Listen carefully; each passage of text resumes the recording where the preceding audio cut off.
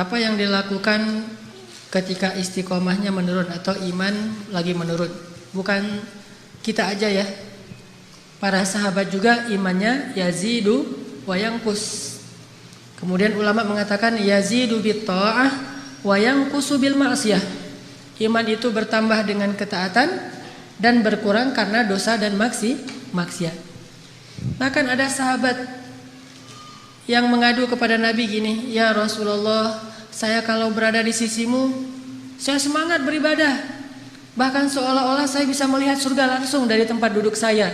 Tapi kalau saya kembali kepada keluarga saya, iman saya jatuh, turun. Ini gimana ya Rasulullah?" Kata Nabi, "Seandainya keadaan kalian seperti saat kalian bersamaku, maka malaikat pasti akan datang untuk menjabat tangan kalian.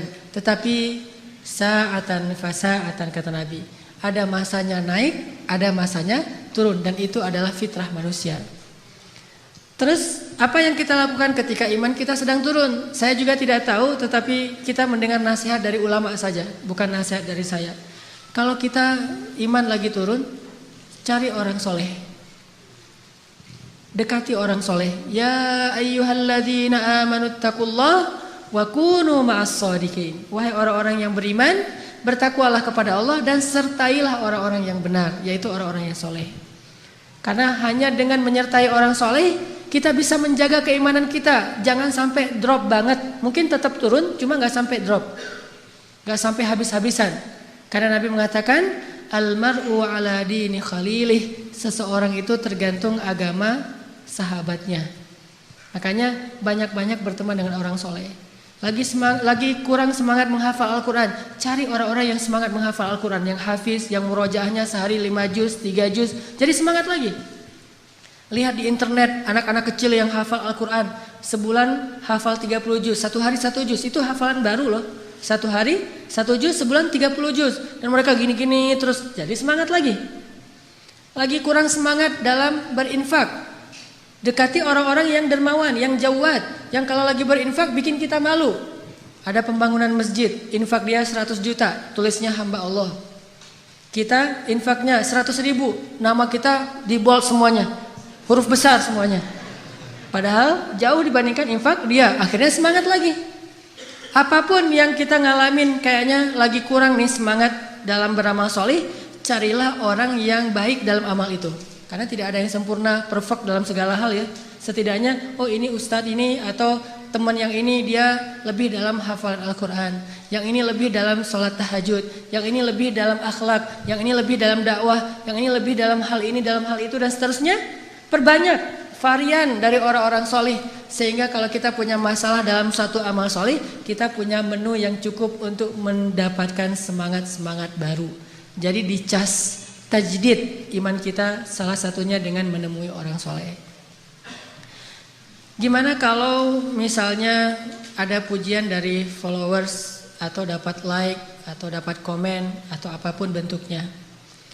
Saya akui kadang itu membuat muncul rasa sombong di dalam hati. Dan itu fitrah manusia. Karena sombong, riya itu munculnya bukan kita rencanakan. Jadi ada sedikit sekali ya orang yang beramal dengan niat pengen riya. Ini saya pengen infak biar riya. Kan nggak ada ya infak biar riya. Biasanya setelah infak baru riya. Jadi riya itu seringnya itu dalam bentuk spontanitas muncul di dalam hati kita. Itu kayak gitu. Disebabkan oleh pujian, disebabkan oleh suasana, disebabkan oleh pancingan-pancingan segala macam, muncullah riya, dan itu spontan banget muncul. Sehingga kalau dia muncul segera istighfar. Dan jangan sampai gara-gara kita takut riya jadi tidak beramal. Jangan sampai kayak gitu. Karena biasanya awal-awal beramal itu emang suka riya, tapi lama-lama dia jadi kebal. Jadi mungkin ada istilah kematangan spiritual. Itu kita alamin kalau kita sudah rajin beramal.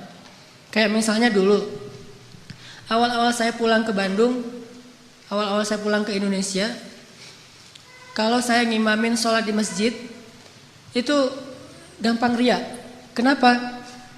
Karena setiap kali saya ngimamin sholat di masjid, orang datang setelah sholat kemudian salaman dengan saya, terus dia bilang, "Ustadz, ini pertama kali saya sholatnya bisa nangis, Bahkan di Masjidil Haram aja saya nggak bisa nangis, tapi di belakang ngimamin Ustadz saya bisa nangis, khusyuk banget, bacaannya enak. Muncul, wah saya tuh. Muncul kan ya, rasa riak sombong. Sehingga besok-besoknya kalau mau baca Quran, dibagus-bagusin lagi. Bahkan dalam hati kadang-kadang ada kalimat, nih ya dengerin, ini gini baca Quran yang benar tuh. Gitu. Itu awal-awal ketika kita beramal kayak gitu. Tapi bukan berarti daripada gitu saya mau baca yang biasa-biasa aja. Alhamdulillahirabbil alamin, arrahmanirrahim, maliki yaumiddin. Kenapa Ustadz? Takut riya. Ya, itu justru mungkin riya yang baru. Dia riya dengan sifat tawadu. Kan banyak kan orang yang riya dengan sifat tawadu. Dia rajin tahajud sekian 10 tahun tahajud nggak pernah tinggal. Ada temannya baru hijrah bilang, gimana ya biar bisa tahajud? Saya susah banget tahajud. Alarm saya pasang semuanya ada 10-10-nya bunyi tapi saya nggak dengar. Sekalipun saya belum bisa tahajud. Paling banter saya bisa witir, itu juga rakaat terakhir udah mentok dengan azan subuh. Ini gimana ya caranya, tipsnya? Kata dia yang udah 10 tahun tahajud. Saya juga nggak tahu. Mungkin ini pengalaman saya ya, karena saya juga masih belajar. Udah 10 tahun sih saya tahajud. Dari pengalaman 10 tahun saya tahajud, mungkin memang harus banyak-banyak berdoa sebelum tidur. Kan bagus kan tipsnya ya? Harus wudu, kemudian jangan hanya mengandalkan alarm, tapi harus niatnya yang kuat. Itu yang membuat saya alhamdulillah 10 tahun gak pernah tinggal tahajud. Habis semuanya tuh. 10 tahun beramal, semalam pun tidak ada nilainya di mata Allah kan? Tapi jangan gara-gara takut riya, kamu belum bisa tahajud. Saya mah takut tahajud. Kenapa? Daripada saya tahajud terus riya, mending kayak gini aja. Nah, ini juga salah. Kenapa nggak mau hafal Quran? Udahlah saya cukup dengan Al-Kafirun, An-Nasr, Al-Ikhlas, Al-Falaq, An-Nas. Kenapa? Daripada nanti saya capek-capek ngafal Quran terus disebut hafiz jadi gugur semuanya, mending saya nggak usah disebut hafiz. Kenapa nggak pergi berangkat udah mampu? Daripada nanti saya jadi riya gara-gara disebut Pak Haji, Bu Hajah, mending saya jadi orang biasa aja. Ini riya yang lain, riya dengan sifat tawadu. Saya nggak bisa apa-apa, dalam hati saya orangnya tawadu ya. Itu namanya. Ada yang riya dengan istighfar. Istighfar dia pakai cetekan itu yang ada angkanya. Pas ngeliat orang lain angkanya baru 100, dia 7.000. Astagfirullahaladzim. Astagfirullah, jangan muji-muji saya, nanti saya riya. Astagfirullahnya astagfirullah riya. Makanya ulama mengatakan ada orang yang butuh mengistighfari istighfar yang sebelumnya. Beristighfarlah atas istighfarmu. Astagfirullahaladzim. Tapi dia riya dengan istighfar yang fasih gitu. Ada orang yang membaca Al-Quran juga riya. Tapi jangan takut, karena Imam Syafi'i pernah bilang, ta'allamtul ilma li ghairillah fa'abal ilmu ayyakuna illa lillah. Dulu aku belajar ilmu itu bukan karena Allah. Imam Syafi'i juga kayak gitu. Tapi setelah saya belajar, ilmu itu menuntun saya untuk karena Allah. Dulu awal-awal sering banget riya, tapi setelah sekian lama baca terus berusaha yang sebaik mungkin yang saya bisa, lama-lama udah alhamdulillah nggak terlalu ngaruh yang kayak gitu-gitu.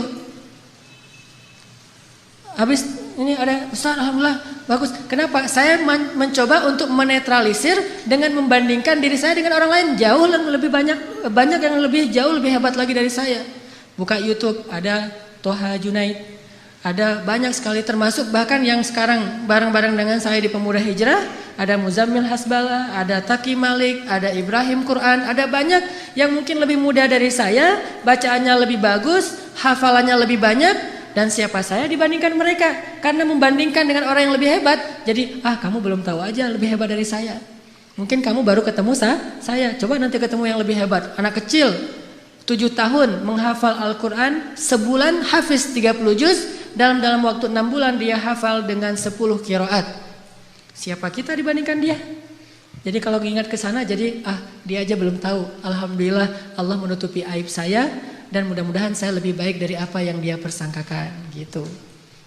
Jadi kalau ada yang kayak gitu-gitu, tetap saya akui kadang-kadang muncul riya, tapi istighfar. Muncul sombong, tapi istighfar. Followers misalnya 1000 gitu, ada yang 10.000, 10.000, ada yang 100.000. Apa sih yang mau dibanggain? Lagian yang nge-follow kita itu manusia. Lebih bangga lagi kalau followersnya itu malaikat. Yang tadi begitu posting, yang like Jibril. Wah itu keren. Nih yang like misalnya Wisnu, Nah, ini manusia banget kan? Yang itu yang nge-like Mikail, yang nge-like Israel. Wah, Israel nge-like gitu kan, bahaya tuh. Kalau Israel udah nge-like berarti udah deket.